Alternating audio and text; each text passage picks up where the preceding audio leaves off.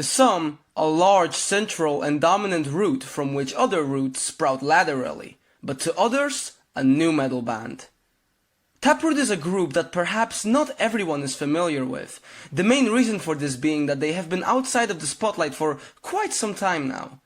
None of their records have ever gotten any certifications from the RIAA, and their last album came out 7 years ago. They first got some attention after rejecting an offer from Fred Durst to join Interscope Records in the late 90s, something that was unheard of at the time. This really pissed Fred off, and the band eventually ended up signing with Atlantic Records. Whether this decision was the right one or not, I really don't know, as Taproot did end up leaving Atlantic in 2006. Anyhow, the group released their first album, Gift, in 2000, which is a kick-ass nu metal record, filled with a lot of energy and emotion. Though the album wasn't a huge success, with some critics saying that it lacked originality and did not stand out too much in a genre that had become a bit oversaturated at the time, it still sold over 250,000 units and helped the band get some fans. Appearances at Ozfest helped Taproot spread their name even further. The band's most successful record was their second, Welcome, released in 2002, and the lead single from that release, Poem, is probably Taproot's biggest hit. It's a great catchy tune that was well written and is perfect to listen to when you are feeling down. The song charted high on the mainstream rock chart and went on to be the 5th most played rock track of 2002. Welcome, the album that it appeared on, went on to sell just under 500,000 copies. After taking a 2-year break, Taproot returned to the studio to record their third album, Blue Sky Research, which was released on the 16th of August 2005. As the years went on, however, this record has kind of been overshadowed by its older brothers, as most people think of Taproot's first 2 albums when they think of the band. Blue Sky Research was Taproot's least successful release at the time, and it was the start of the group's decline in popularity. But why? There really isn't a good reason for this, and in my opinion, this record is very underrated. Let me tell you why.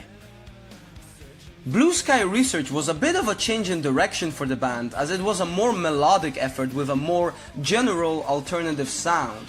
Not to say that Taproot completely abandoned their nu metal roots though. This change in direction actually allowed the vocals of Steven Richards, the group's frontman, to shine more, which only works in the album's favor as his vocals are one of my personal favorite aspects of Taproot.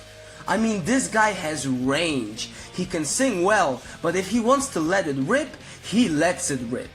If you want any proof of this, just compare the tracks Birthday and Face Peeler, both from Blue Sky Research. The former is a softer, more heartfelt song where Richards shows his more melodic side, while the latter is one of the record's most badass tracks. I can't seem to see them through the deafening silence of pain, imprisoned by this selfish rain.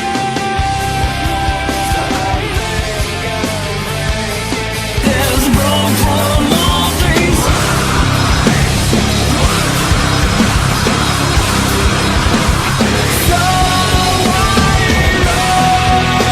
the rest of the band does an amazing job too, with the guitar and drum work staying great all the way throughout, so musically this is a very good album.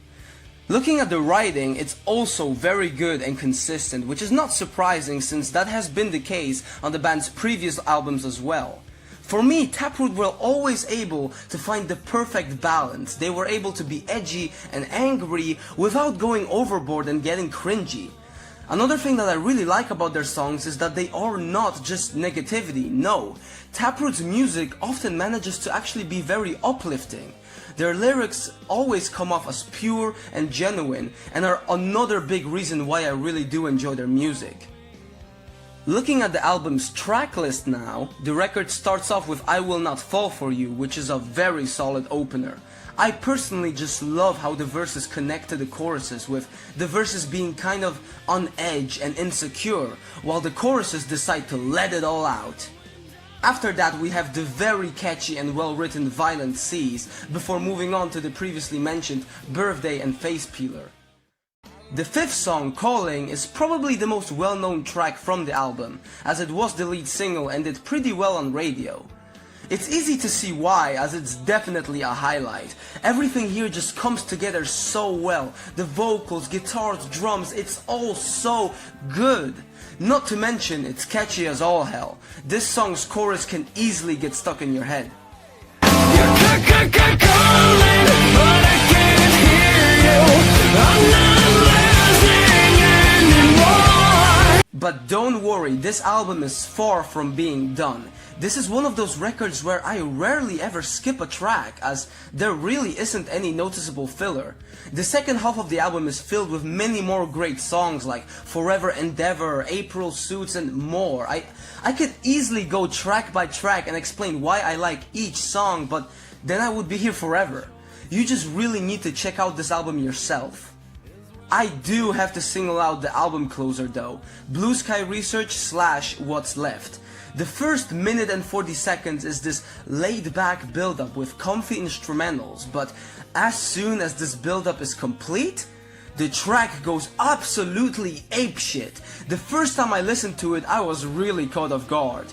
There's just so much energy, and Richards again shows off his amazing vocal ability. It's an amazing way to finish the album. Overall, this record is just great. It has this awesome vibe to it that I can't quite put into words. It's kind of a mix of relaxing and intense. Now that might sound weird, but you just really gotta listen to this album all the way throughout yourself to feel it.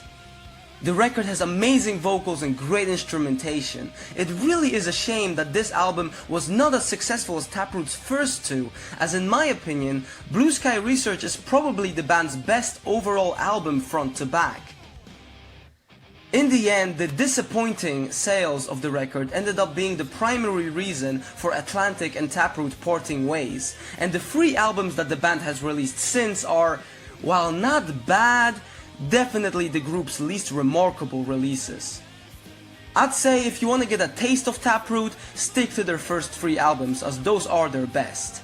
The band has apparently been working on a new record, but I don't know, I haven't really heard too much about it, so time will tell if they can manage to replicate the quality of their earlier work. But their early stuff should not be forgotten. But anyway, that's it for this video, guys. Tell me in the comments below what you think of Taproot and Blue Sky Research. Do you agree with me? Did you listen to Taproot before, or was this video your introduction to this band and album? I'd love to hear it. My name is F.A.D, and I will see you guys in my next video. Bye.